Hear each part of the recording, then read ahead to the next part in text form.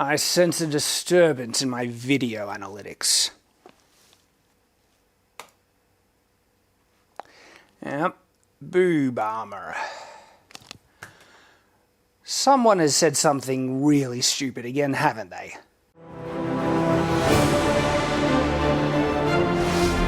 Shadiversity. Greetings, I'm Shad, and yes, I'm wearing my metal brigandine in this video for reasons that will become evident as we continue. And my social media has been rather active lately, with people linking me and as well to certain videos in response to certain comments that have been made online, and indeed outrage, that in the Disney Plus series Mandalorian, there is a female Mandalorian that has the sheer audacity to have armor that is shaped to her physical anatomy. Indeed, boob armor.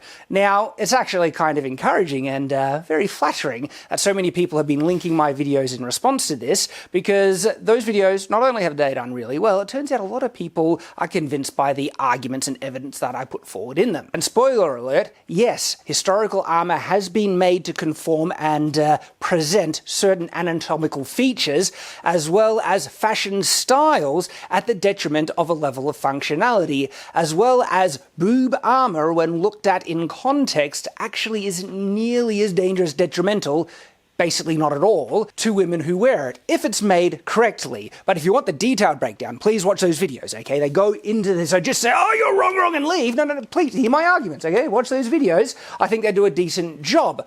So then, what's the point of this video?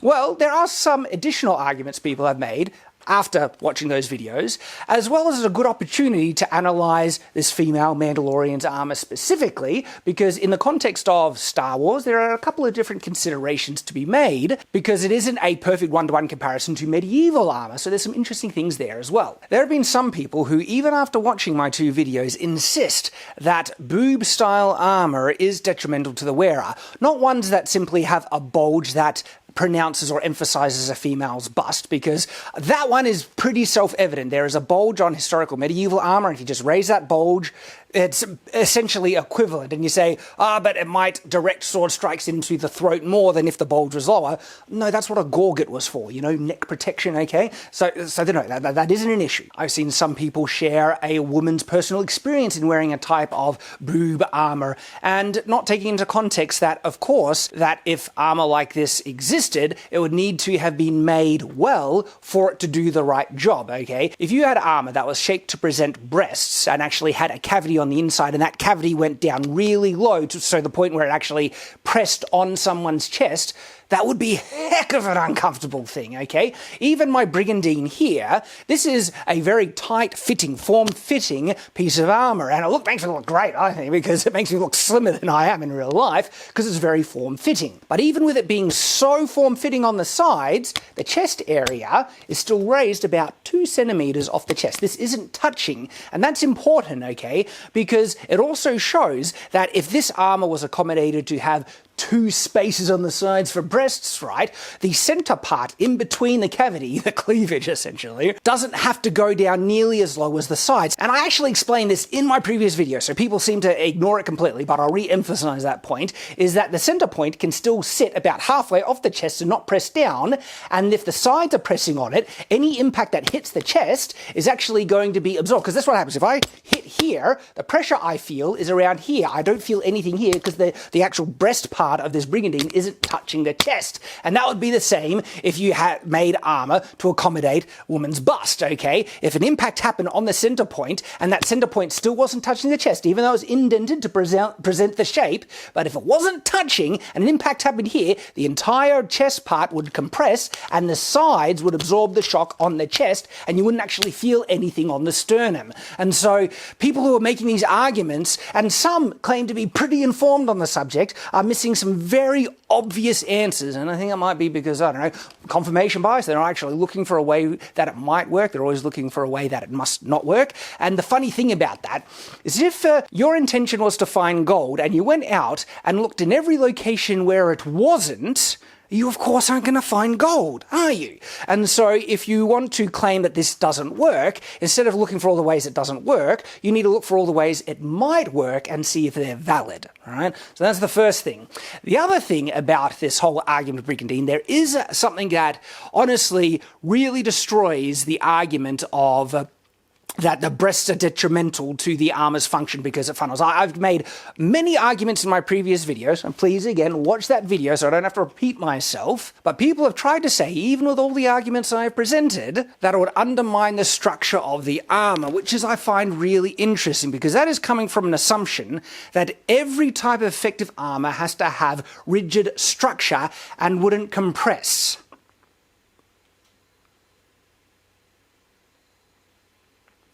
Yeah, what am I wearing? A brigandine. How much structure does a brigandine have? This is made out of segmented plates, okay? There's no structure to it. It can compress quite a lot. Now, granted, there are some areas where it disperses impacts, like the chest, so it disperses it around the sides. The chest plates are usually bigger. But it's got no structure in terms of holding its shape, okay? If I took this off, it would flatten. But the thing why Brigandine is so important, and I've made a whole video on it, all going all the historical ins and outs and stuff, and I suggest you watch that if you want to learn more about Brigandine. This is metal armor that was completely contemporary with plate armor. People often chose Brigandine in lieu of plate armor, okay? It has certain benefits that they preferred over plate. And this was a choice not just by poor people, but also rich nobility often picked Brigandine, okay? And Brigandine doesn't have structure to it, okay? So if you think breasts or something like that will either funnel a strike onto the sternum, okay, and put all that pressure there, or undermines the solid structure of the breastplate, again, it's completely ignoring the fact that there are very prominent armors contemporary to plate that have no essential structure to them anyway. I mean, a hit in the center of this Brigandine, a square solid hit, okay? Is there a bulge on this Brigandine? Look how form-fitting it is. Is there a bulge, okay? So many people in the counter-argument area says that armor is supposed to have a bulge. Just because armor did have a bulge and it was a beneficial feature, they're assuming that if there are certain types of armor that doesn't have the bulge to help deflect strikes, that is going to be totally ruined because breast cups would deflect strikes into the center and not to the side, okay? And I already mentioned that if it deflects something into the center, the first deflection will absorb most of the energy and the actual landing hit in the center is going to have far less force. But there are plenty of historical armors that don't have any bulge at all, no deflection and everything. And so if a hit gets here or here or here, it's not getting deflected. And with Brigandine, because there's cloth on the surface, the first point will actually catch on the cloth and has even a less of a chance of deflecting, especially because of the segmented plates and things. And so when a strike hits on the side, it's going to generally stay there unless it's really on the side or something like that. And all that force is going to be hit in. So, did no one wear Brigandine as a natural byproduct of this thing?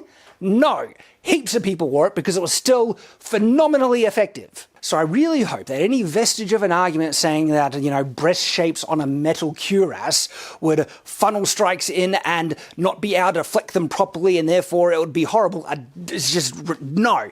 Would it be as effective? Maybe not, but would it be effective enough? And we can see equivalents in armors that don't deflect things and were plenty effective enough that were worn very prominently? Yes, okay?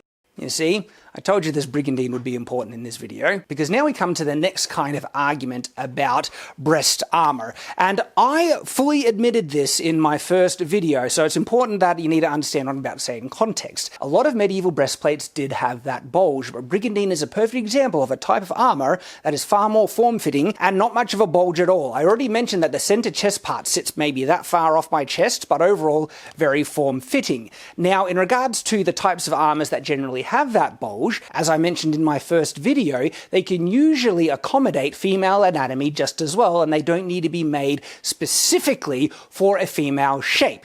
Now, does that mean, therefore, that female armor would never come about? No, and I say that in my video, because people like armor to reflect fashion sense, but also anatomy. They're either manliness, and if women were warriors prominently enough in history, as I mentioned in the first video, armor would have been made eventually to show female anatomy as well, or emphasize those parts in female female anatomy that the culture of the time found to be attractive. But people take that argument, and I even made that argument in my first video, and then take it a step further to say, because there is enough space in armors that have certain bulges on the chest to accommodate female anatomy, no armor would ever be made then to make more of a space on the inside to fit room for female anatomy. And that seems to discount something very important. And I wish, honestly, I mentioned this in my previous videos, but I get to mention it now. So a good thing for a follow-up is that breasts don't come in the same size, okay? And I know, shock. And so my point here is that armor that does have a cavity between your real chest and the surface of the armor itself can accommodate a female's bust most of the time, unless they're particularly heavy-chested. And yeah, a lot of women are heavy-chested in the world. Not all of them, I don't know the exact percentages, but there's certainly enough. And what's interesting is there were plenty of comments underneath my videos saying, yeah, what about the really heavy-chested women, from women who are heavy-chested, saying so that they wouldn't be able to fit in a male armor like that. And so that's actually a really important caveat to mention in regards to that. Medieval armor made for men would not be able to accommodate heavy-chested women. It's a good point. And so what are they going to do? Yeah, they're going to suffocate themselves, really squish in? Or if they were a competent warrior who had the money to make armor tailored for them, would they make armor with a bit more space there? I think it's perfectly logical that they would. Now, some people say, but it would be too difficult to make. You think that was too difficult to make? It was still made, okay?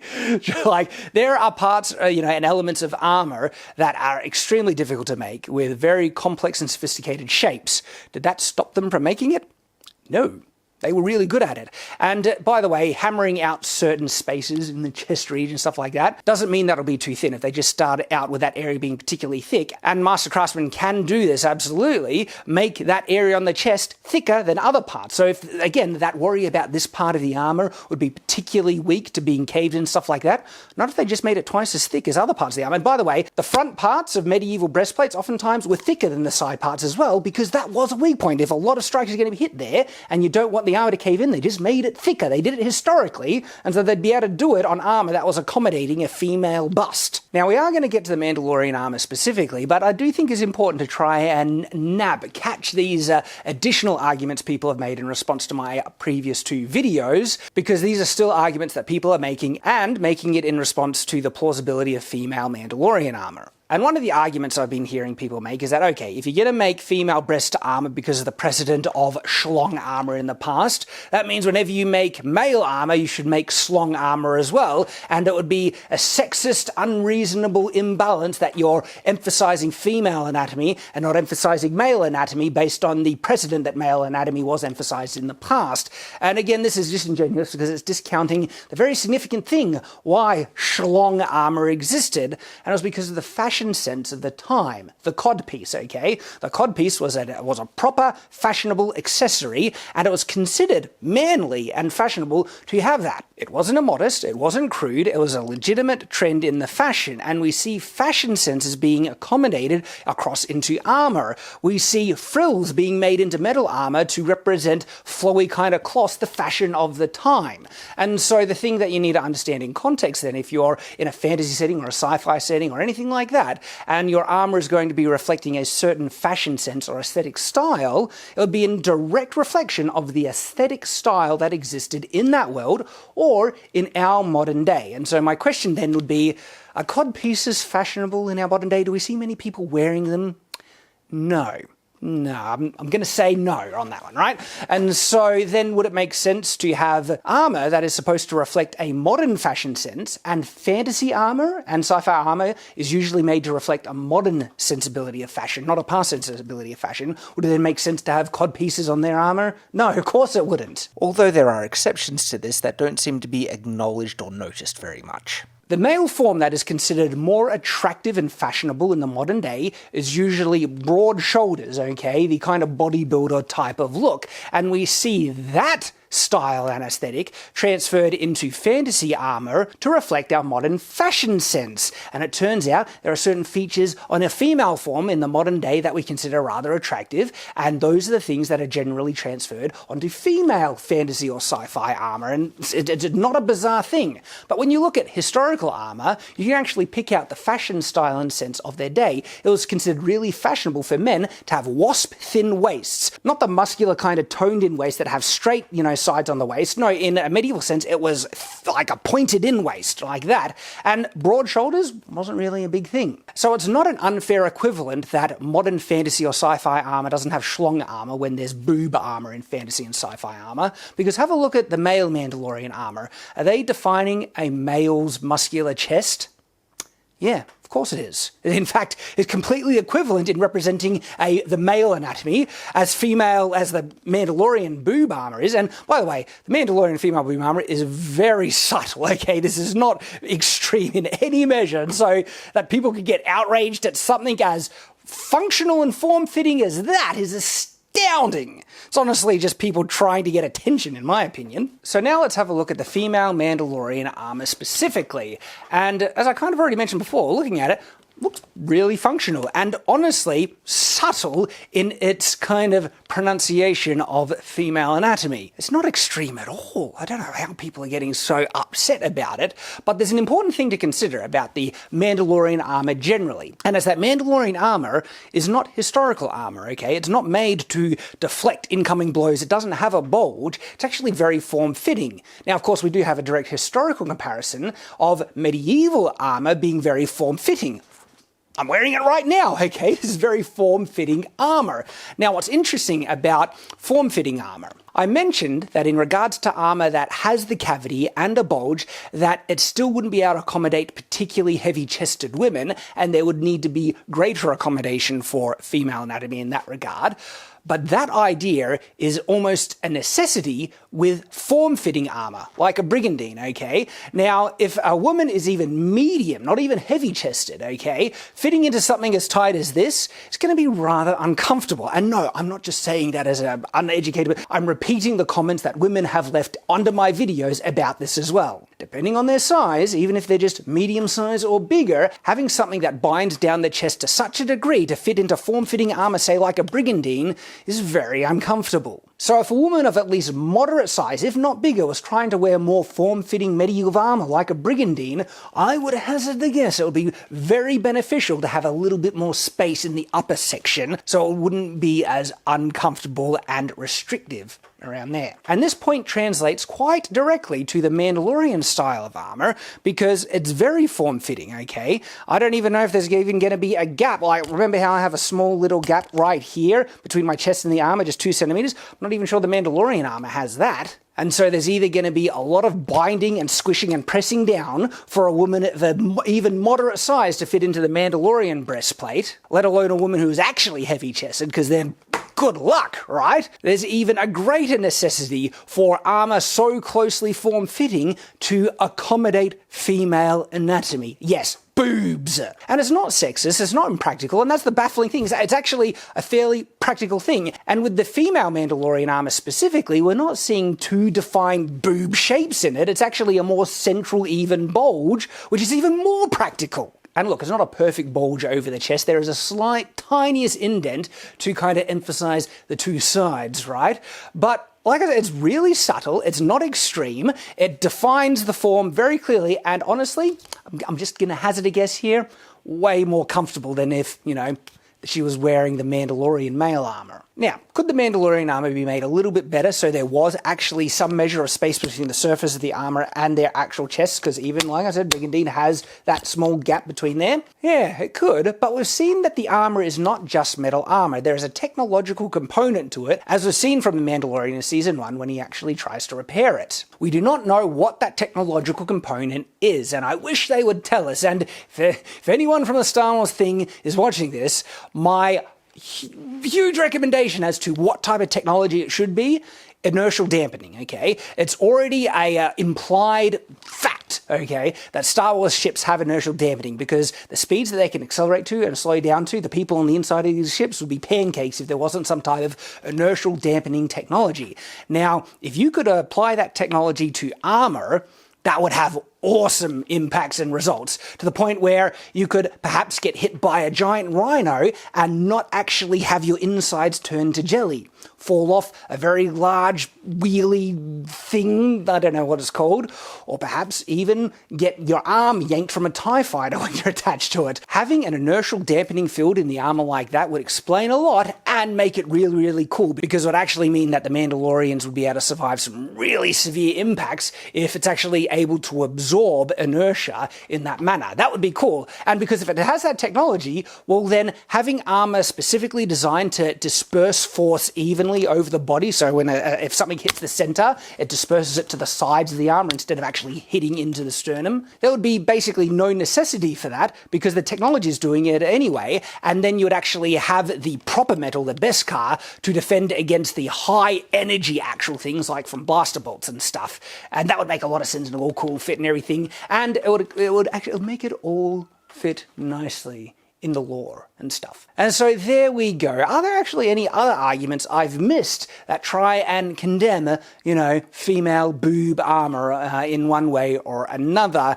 And what's interesting, even if I have missed some, what usually means, the result of these arguments, is that if there's any validity to them, it just means that design is slightly less effective than other armor designs. And what's interesting, they seem to forget that historically there were other armor designs that didn't have certain advantages that other armors did, but people still wore them because they were still really, really effective. And so people think that if they come up with a logical argument that in some way says that this armor is not as effective as other armor, well, that means no one would wear it, because clearly no one historically wore armor that might have been slightly less effective than other armors but gave other benefits and other things, one of those being fashion.